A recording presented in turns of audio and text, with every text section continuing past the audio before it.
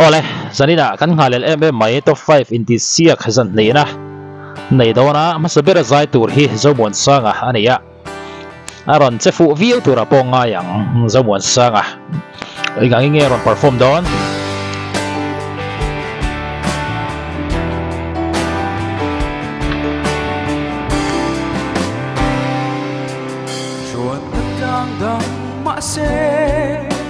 Katin lung ko hara iriya kenga ton mang lang mapo engdang katon thelo nang lo chu katara be chin ka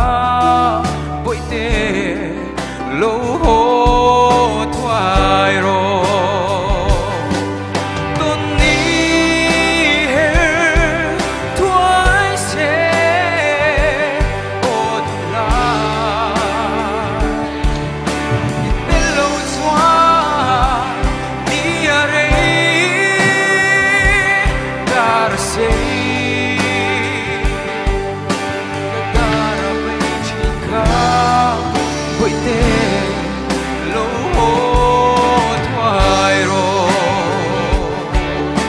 Zanin cho ZOMUANSANGA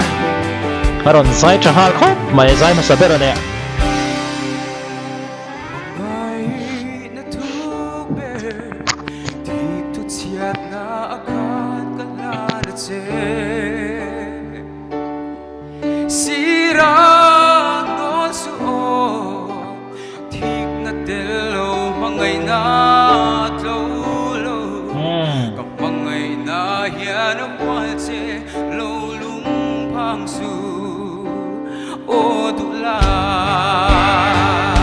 nal leto kan nal leto